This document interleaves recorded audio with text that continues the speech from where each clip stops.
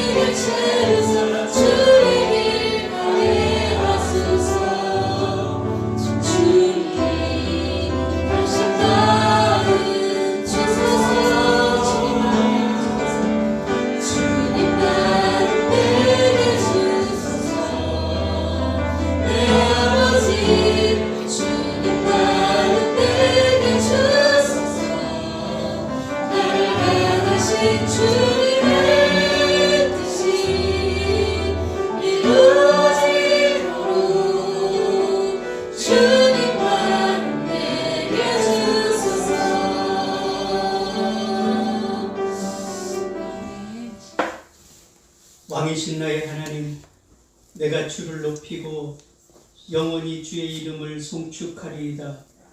내가 날마다 주를 송축하며 영원히 주의 이름을 송축하리이다.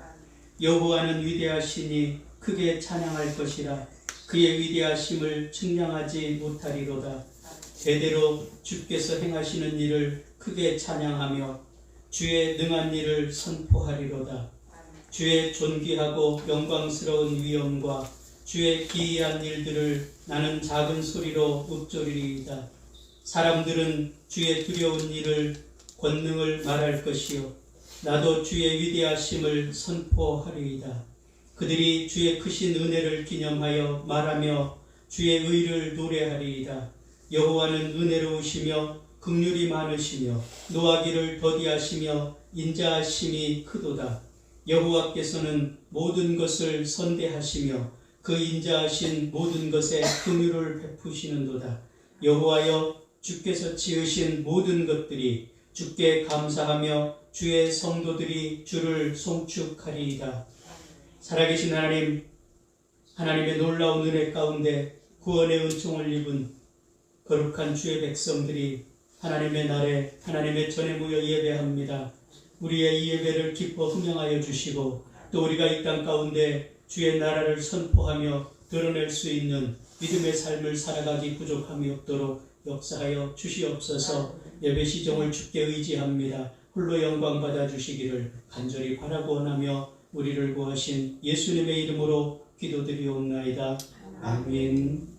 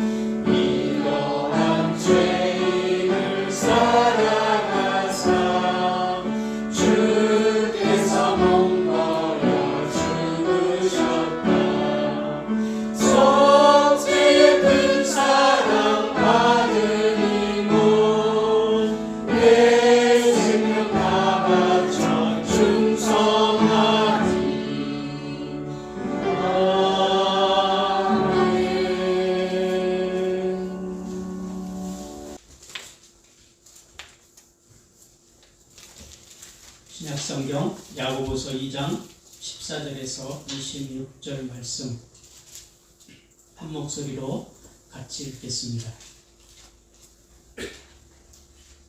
함께 읽습니다. 내 형제들아, 만일 사람이 믿음이 있노라 하고 행함이 없으면 무슨 유익이 있으리요? 그 믿음이 능히 자기를 구원하겠느냐? 만일 형제나 자매가 헐벗고 일용할 양식이 없는데 너희 중에 누구든지 그에게 이르되 평안히 가라, 덥게 하라, 배부르게 하라 하며 그 몸에 쓸 것을 주지 아니하면 무슨 유익이 있으리요? 이와 같이 행함이 없는 믿음은 그 자체가 죽은 것이라. 어떤 사람은 말하기를 너는 믿음이 있고 나는 행함이 있으니 행함이 없는 내 믿음을 내게 보이라. 나는 행함으로 내 믿음을 내게 보이리라 하리라. 내가 하나님은 한 분이신 줄을 믿느냐? 잘하는도다. 귀신들도 믿고 떠느니라. 아, 허탄한 사람아, 행함이 없는 믿음이 헛것인 줄을 알고자 하느냐? 우리 조상 아브라함이 그 아들 이삭을 제단에 바칠 때에 행함으로 의롭다 하심을 받은 것이 아니냐? 내가 보거니와 믿음이 그의 행함과 함께 일하고 행함으로 믿음이 온전하게 되었느니라. 이에 성경에 이른바 아브라함이 하나님을 믿으니 이것을 의로 여기셨다는 말씀이 이루어졌고 그는 하나님의 것이라 칭함을 받았나니 이로 보건대 사람이 행함으로 의롭다 하심을 받고 믿음으로만 아니니라. 또 이와 같이 기생 라합이 사자들을 접대하여 다른 길로 나가게 할 때에 행함으로 의롭다 하심을 받은 것이 아니냐. 영혼 없는 몸이 죽은 것 같이 행함이 없는 믿음은 죽은 것이니라. 아멘. 어느 중년 신사가 직장에서 일을 마치고 집으로 가는 길에요. 길모퉁이에서 모녀가 구걸하는 모습을 보았습니다. 그러나 그는 그들에게 눈길조차 주지 않고 발걸음을 재촉해서 집으로 갔습니다. 저녁에 잘 차려진 식사를 하는데 문득 모퉁이에서 구걸하던 그 어린 소녀 얼굴이 생각이 났습니다. 그리고 이런 상황이 발생하도록 하시는 하나님에 대해서 화가 났습니다. 하나님에게 항의를 했습니다. 하나님, 왜 이 여인과 어린 딸이 저렇게 구걸을 할 때까지 가만히 계셨습니까? 그러자 하나님의 음성이 들리는 것 같았습니다. 나는 분명히 조치를 취했다. 너를 그들에게 보내지 아니하였느냐. 우리가 믿음의 고백만 있고 행함이 없다면 그 고백은 아무런 의미가 없습니다. 그 고백은 그 사람을 구원할 수도 없습니다. 오늘 야고보 기자는 행함이 없는 믿음을 죽은 믿음이라 했습니다. 그 이유가 무엇일까요? 행함과 믿음이 분리되는 것이 아니기 때문에 그렇습니다. 26절에서 그럽니다. 영혼 없는 몸이 죽은 것처럼 행함이 없는 믿음은 죽은 것이라. 오늘 이 본문의 말씀은 우리가 계속해서 야고보서를 살펴보고 있는데 야고보서의 핵심 내용이기도 합니다.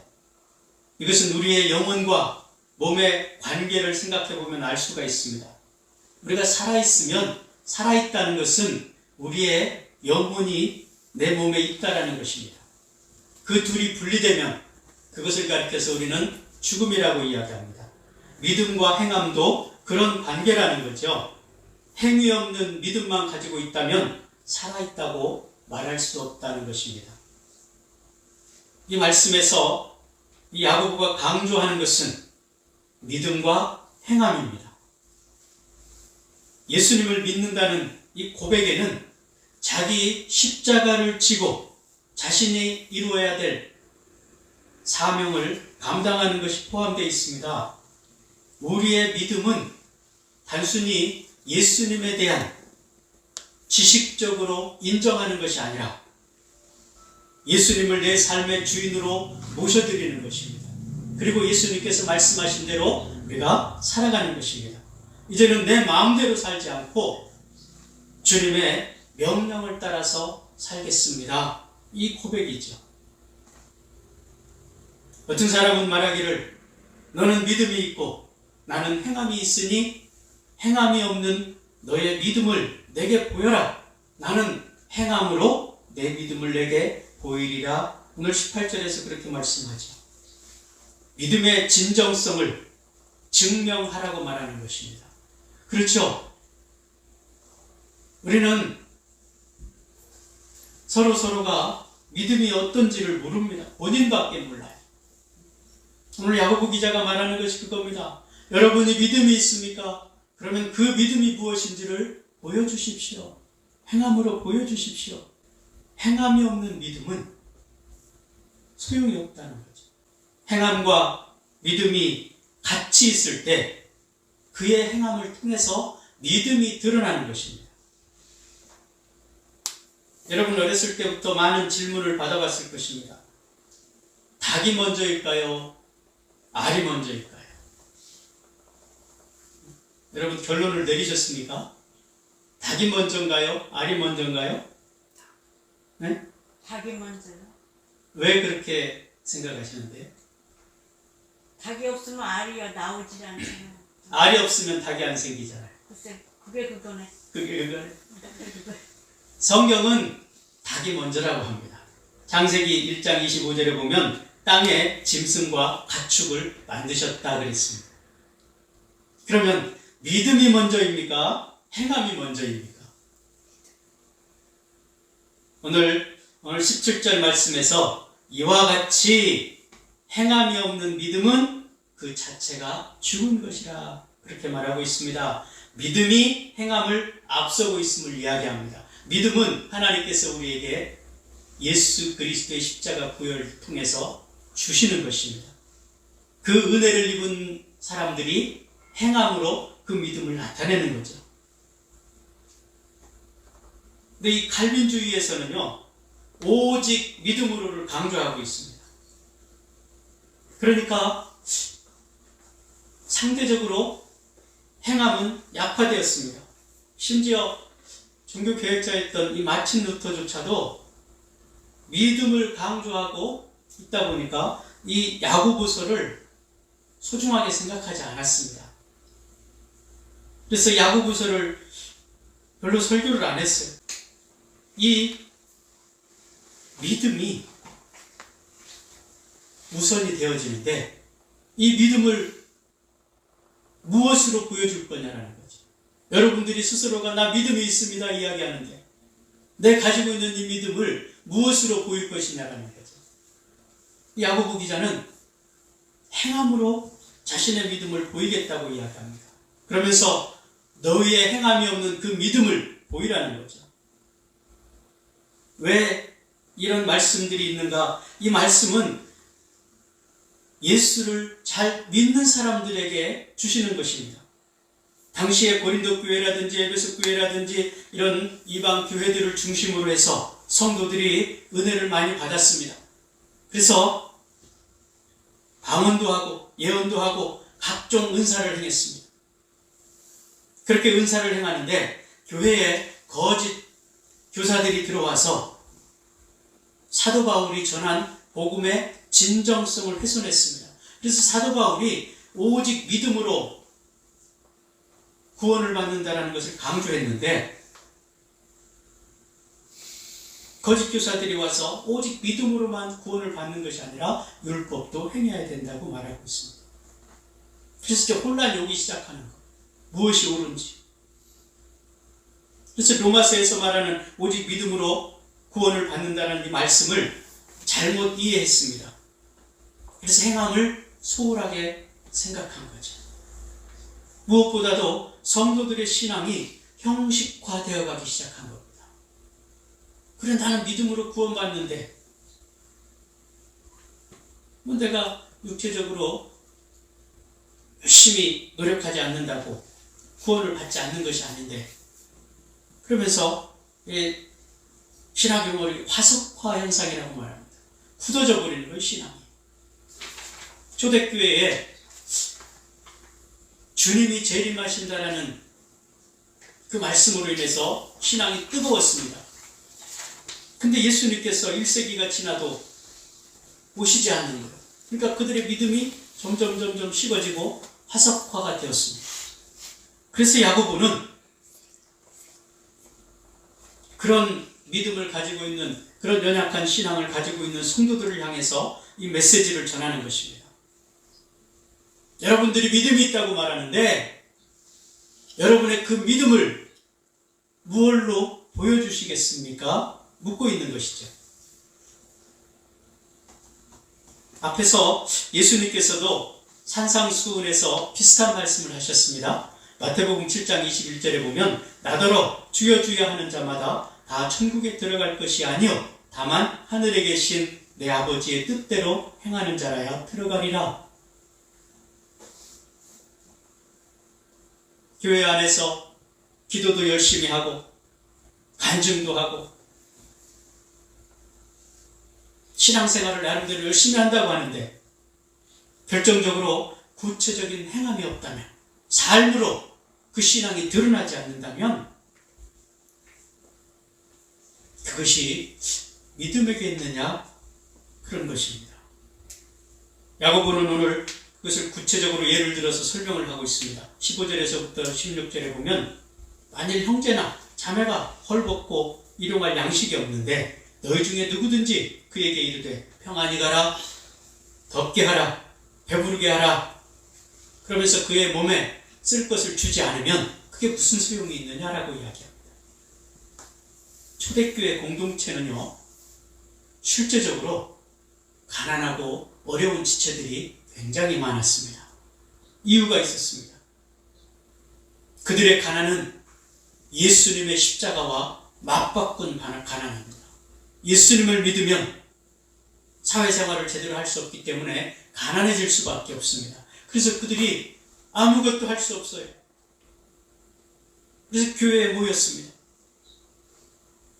다른 사람들이 그들의 필요를 채워주지 않으면 그들은 배고픔에 허덕일 수밖에 없는 거죠. 그들의 필요를 채워주지 않으면 그것이 믿음 있는 사람의 모습이겠느냐 하는 겁니다. 여기에서 그들을 말할 때 형제라, 자매라 이야기합니다.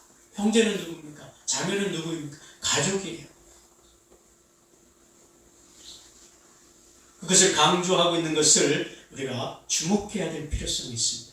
그들이 헐벗고 굶주려 있는 상태임을 잘 알고 있음에도 불구하고 행동하지 않는다면 믿음이 있다고 말할 수 없다는 거죠.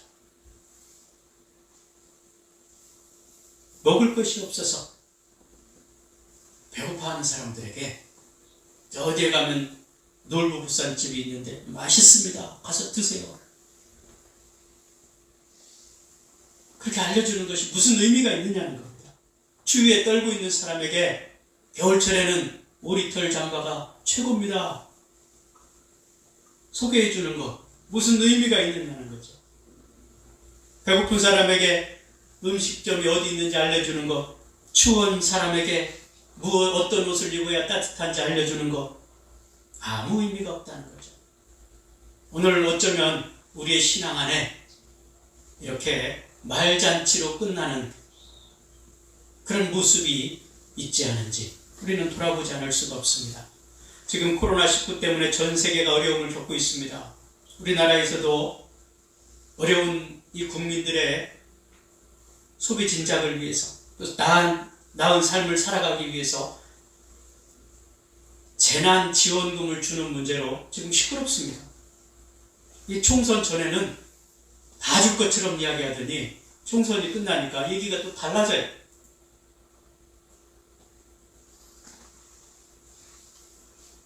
야고보는 자신의 믿음을 행함으로 보이겠다 그랬습니다. 그러면서 그 행함 있는 믿음이 무엇인지 아브라함의 믿음을 소개하면서 설명을 하고 있습니다. 아브라함은 하나님께 믿음을 인정받았습니다. 무엇으로 인정을 받았다고 이야기합니까? 21절에 보면 이삭을 제단에 바치는 행위로 그가 하나님께 의롭다 인정을 받았다는 겁니다. 믿음으로 의인이 되었지만 행함이 있었기 때문에 그 믿음을 인정받았다는 거죠. 믿음과 행함은 바늘과 실과 같은 것입니다. 바늘만 있으면 아무것도 할 수가 없습니다. 그러나 실과 함께 있을 때 찢어진 옷을 꿰맬 수가 있는 거죠. 그래서 오늘 26절에서 그렇게 소개합니다. 영혼 없는 몸이 죽은 것 같이 행함이 없는 믿음은 죽은 것이니라. 그래서 사도 바울은요, 믿음으로 하지 않는 것은 죄라 그랬습니다. 세상 사람들은 교회를 주목합니다. 왜? 교회는 그리스도의 사랑을 말하기 때문에 그렇습니다. 여러분, 우리가 입으로 말하는 그 사랑을 세상에 드러날 때 우리를 인정해 주는 거죠. 사랑을 말하는 우리의 그 행함 있는 믿음을 보기 원하는 것입니다. 그 믿음을 행함으로 인해서 우리가 인정받을 수 있다는 거죠. 그러면 우리가 어떻게 하면은 그 행함이 있는 믿음을 갖고 살아갈 수 있겠는가? 확신이 있어야 됩니다. 무엇에 대한? 하나님에 대한. 어떤 교회에서요, 은혜가 충만해져서 이 선교에 대한 열정이 생겼습니다. 그래서 담임 목사님이 우리 이제 아프리카 선교를 합시다 제안을 했습니다. 그래서 은혜가 충만한 성도들이 좋습니다. 참 좋은 일입니다. 환호했습니다. 그래서 이 목사님이 말을 이어갔습니다. 그러면 선교를 할 때 이 선교 헌금을 어떻게 해야 되고 누가 선교지에 가겠습니까? 성도들은 침묵하기 시작했습니다. 그리고 한참이 지나서 없었던 일로 합시다. 이렇게 끝났습니다. 그것이 내 문제가 되어버리면 해야 되는 것은 아는데 그것이 내 문제가 되면 망설이게 되는 거죠. 그 이유가 무엇인가? 확신이 없기 때문에 그랬습니다. 하나님에 대한 확신이 없기 때문에 이런 현상이 발생한다는 거죠. 아브라함은 하나님에 대한 확신이 있었습니다. 하나님에 대한 믿음이 있었습니다. 그래서 하나님께서 하나밖에 없는 아들 이삭을 제물로 바치라고 명령하셨을 때 두말 없이 그 말씀 앞에 순종했습니다. 하나님은 그것을 보고 이제야 너가 나를 정말로 사랑하는지를 알았다 그랬습니다. 오늘 여러분은 하나님 앞에 무엇으로 여러분의 믿음을 보이시겠습니까?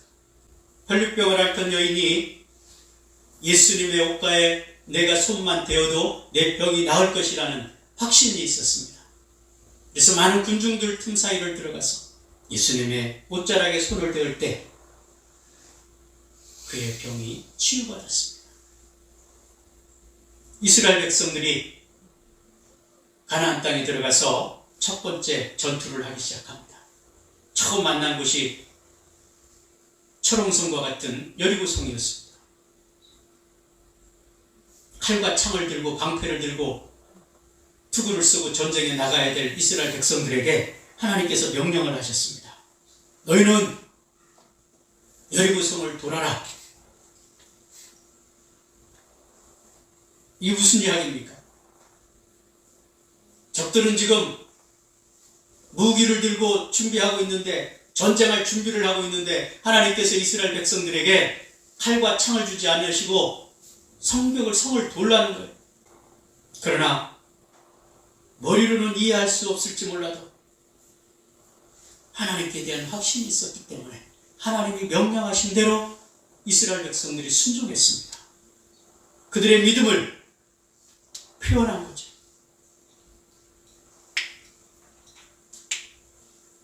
언제 화살이 날아올지도 모르는 그 전쟁 상황 속에서 비무장 상태로 성벽을 돌았습니다. 그런 확신 있는 믿음이 구원에 이르는 믿음이라는 겁니다. 그 순종함으로 인해서 여리고성을 무너뜨렸습니다. 오늘 우리가 하나님이 나와 함께 하신다는 것, 내가 하나님을 믿는데 나를 얼마큼 하나님 앞에 내려놓고 신앙생활을 할 수 있겠는가? 나는 무엇으로 내 신앙을 하나님 앞에 표현하고 있는가? 입술로만이 아닌가? 생각으로만이 아닌가? 우리는 생각해보지 않을 수 없습니다. 우리가 하나님에 대한 확신이 있다면 우리는 우리의 모든 것들을 주님 앞에 내려놓을 수 있을 것입니다. 행함이 있는 믿음을 위해서는 우리가 중요한 것이 또 한 가지가 있습니다. 그것은 성령의 인도하심을 받는 겁니다. 우리 힘으로는 어떻게 할 수가 없습니다. 요즘에 이 코로나19 때문에 이 교회 안에 인터넷 예배라는 구조가 생겼습니다. 그래서 많은 사람들이 교회 안 오고 집에서 예배를 드려요. 그러니까 어떤 생각을 하냐면 다른 교회 목사님 설교를 듣고 예배를 드려도 되지 않는가? 그래서 사람들이 찾아본다는 거예요. 설교 잘하는 목사 인터넷에 검색해서 듣는다는 겁니다. 근데 그 훌륭한 목사님들의 명설교를 들었는데도 성도들에게 아무런 변화도 없다는 거예요. 그 이유를 그렇게 설명합니다. 야, 설교 잘한다. 거기까지 하는 거예요. 설교 잘하는데 이게 누구를 위해서, 누구를 대상으로 하는 건데, 좋은 설교를 듣고 내 삶이 변화해야 되는데 설교 잘한다 그걸로 끝난다는 거죠. 그러면 그 말씀을 듣고 내 삶이 변하려면 어떻게 해야 되는가? 그 말씀에 대한 자기 반성이 있어야 된다는 겁니다. 말씀은 나에게 주는 거예요. 우리가 성경을 읽든지 설교를 듣든지 그 말씀이 내게 주는 건데, 참 좋다, 참 잘한다, 더 열심히 해라. 그리고 나는 거기까지, 더 이상 깊이 들어가야 하지 않습니다. 그러나 중요한 것은 자기 반성이 있어야 된다. 말씀을 들었으면 내가 이 부분에서 잘못됐구나, 고쳐야 되겠구나.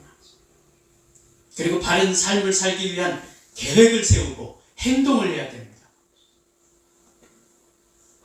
여러분 설교를 듣고 한번 그래 본 적이 있습니까? 그래, 내가 저렇게 살아야 되겠다. 그럼 내가 어떻게 해야지? 이것도 정리하고 이것도 정리하고 내가 이런 계획을 세워서 실천해야 되겠다. 기도 생활은 내가 어떻게 해야 될까? 바쁘니까 하루에 30분 정도는 기도 생활을 해야 되지 않을까? 내가 예배는 어떤 자세로 드려야 되지? 내 봉사는 또 얼마 해야 좋을까? 이런 계획을 세워보셨습니까? 그냥 듣고 지나가요. 이것이 문제라는 겁니다.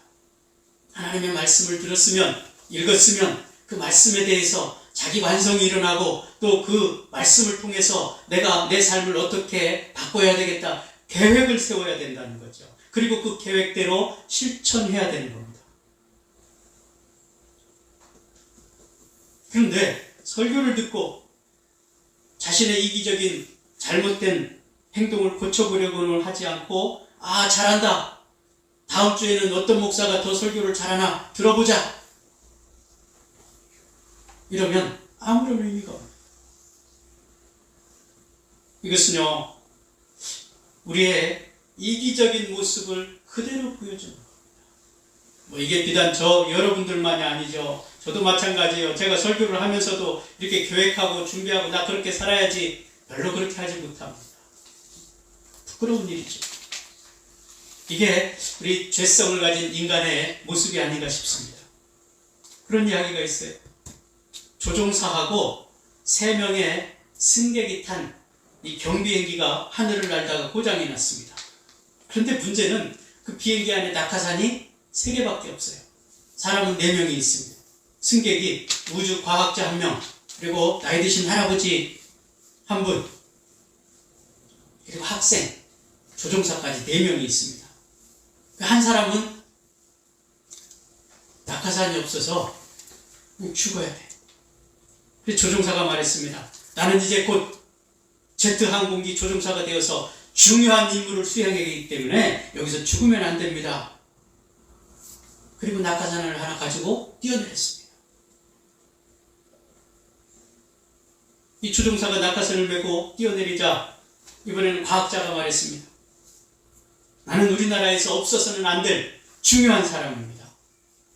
그래서 이 낙하산 하나를 제가 쓰겠습니다. 그리고 또 낙하산 하나 가지고 뛰어내린다고 뛰어내렸어요. 이제 할아버지하고 학생 둘이 남았습니다. 낙하산은 하나밖에 없어요. 할아버지가 이야기했습니다. 나는 이제 살 만큼 살았으니 너가 낙하산을 가지고 뛰어내려라 그랬습니다. 근데 이 학생이 그렇게 말한 거예요. 할아버지, 우리는 둘 다 살았습니다. 아까 그 지혜롭다고 말하던 과학자가 제 가방을 들고 내렸어요. 그 낙하산 비슷하게 생겼으니까.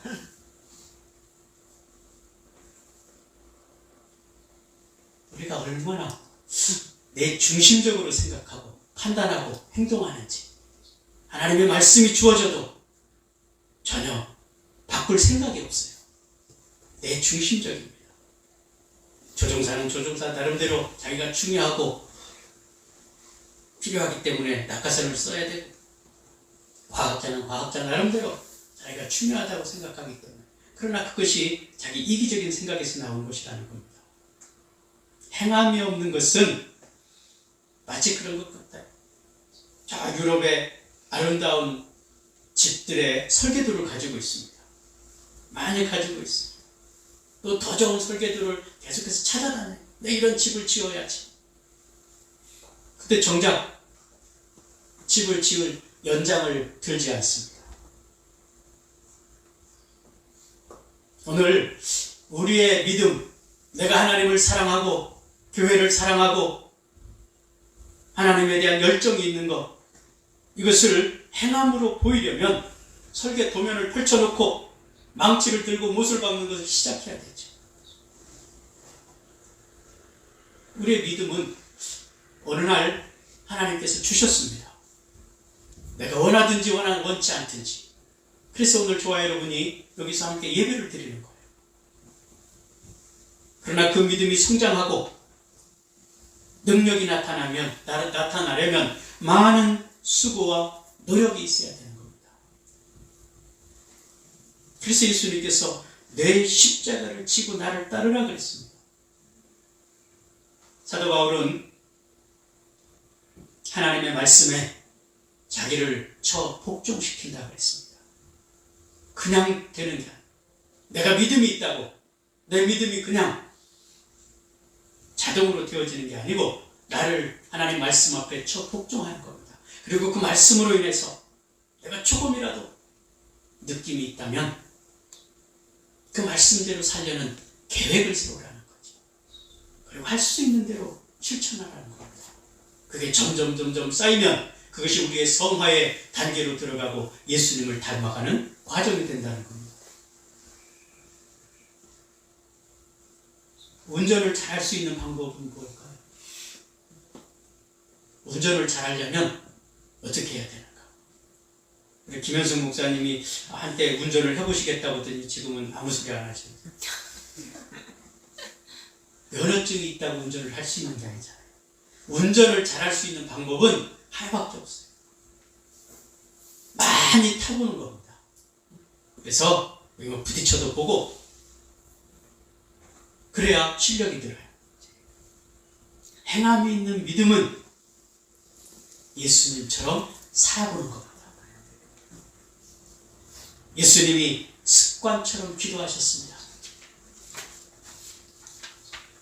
새벽 유명의 겟세마네 동산에 올라가셔서 기도하셨다고 했습니다. 그래, 예수님이 기도하셨는데 나도 기도를 시작해보자. 예수님은 늘 가르치셨습니다. 그것처럼 나 또한 누군가에게 하나님의 말씀을 전하는 것을 훈련하는 겁니다. 예수님은 배고픈 사람에게 빵을 주시고 병든 사람을 고쳐주셨습니다. 그것처럼 우리도 섬김을 실천하는 겁니다. 한 번, 두 번 하다 보면 그것이 우리의 습관이 되고 우리의 삶의 일부가 되는 거죠. 안 하니까 할 수 없게 되는 거예요. 오늘 저와 여러분들이 그 첫걸음을 시작하는 시간이 될 수 있기를 바랍니다. 우리가 믿음이 있다고 하는데 우리의 이 믿음을 우리의 삶으로 보여주는 그 출발점이 될 수 있기를 바랍니다. 성경은 자신의 믿음을 스스로 시험하라 그랬습니다. 고린도후서 13장 5절에서요. 너희는 믿음 안에 있는가? 너희 자신을 시험하고 너희 자신을 박증하라. 여러분 오늘 한번 곰곰이 생각해 보세요. 내가 믿음이 있는 것 같은데 내 믿음을 무엇으로 지금까지 보여주고 살았는가? 우리는요, 다른 사람의 그 행동의 동기를 잘 몰라요. 저 사람이 왜 저런 행동을 하고 저 사람이 저런 말을 하는지 오직 자기만 알아요. 내 신앙은 내가 제일 잘 알지. 오늘 하나님께서 우리에게 주시는 대로 하나님이 우리에게 예수 그리스도의 십자가 보혈을 통해서 구원의 은혜를 주셨습니다. 믿음을 주셨습니다. 의롭다 하셨습니다. 아브라함이 그 믿음을 독자 이삭을 제물로 바치는 것으로 보여준 것처럼 오늘 저와 여러분의 믿음을 우리의 삶을 통해서 보여줄 수 있는 귀한 은혜가 있기를 주의 이름으로 축복합니다. 우리 시간 함께 기도하기를 원합니다. 하나님께서 오늘 주님의 은혜로 세워주셨고 우리를 불러주셨습니다. 성령께서 우리 속에 역사하여 주셔서 날마다 우리의 믿음을 우리의 삶으로 드러낼 수 있게 하여 주시옵소서. 그래서 하나님이 기뻐하는 삶, 나를 지으신 그 목적에 맞는 삶을 살게 하여 주시옵소서. 간절히 살아계신 하나님 앞에 기도하겠습니다. 거룩하신 아버지 하나님, 하나님께서 오늘도 우리 가운데 함께하여 주시고 하나님의 능력과 권세로 역사하여 주시는 줄 믿습니다. 우리는 연약하고 부족하고 미련하여서 날마다 하나님의 말씀을 떠나 살아가야 합니다. 아버지 하나님, 야고보가 우리를 향하여 너의 믿음을 행함으로 보이라 했습니다. 아버지 하나님이여, 우리의 행함으로 무엇을 보이고 살아가고 있는지 오늘 우리를 돌아보기를 원합니다. 그리고 주님의 말씀을 따라 살아가기를 원합니다. 이제 우리가 주님을 보게 하여 주시옵소서. 하나님께서 행하신 그 일이 아버지 하나님 내가 따라가게 하여 주시고 예수님께서 걸어가신 그 길을 내가 걸어갈 수 있는 믿음을 주시옵소서. 그래서 나를 통해서 하나님께서 이루시고자 하는 그 놀라운 일들을 이루어갈 수 있도록 역사하여 주시옵소서. 성령 하나님께서 능력과 권세로 역사하여 주시기 원합니다. 아버지, 주님이 시선이 머무는 곳에 우리의 시선이 머물 수 있기를 원하고 주님이 걸어가신 그 길을 우리가 걸어갈 수 있도록 역사하여 주시옵소서. 아버지 하나님께서 말씀 가운데 역사하시기 원합니다. 그래서 하나님의 뜻을 이루어 살아가는 하나님의 거룩한 교회 공동체 되게 하시고 하나님의 백성들 되게 하여 주시옵소서. 또한 그 일을 위해서 하나님이여 우리가 일어설 때에 하나님께서 능력과 권세를 주시옵소서. 그래서 능히 이기고 승리할 수 있도록 역사하여 주시기 원합니다. 하나님께서 함께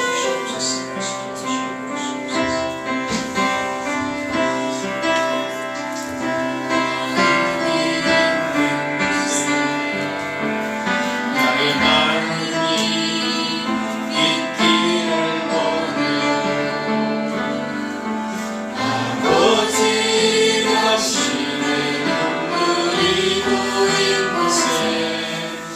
나의 눈물이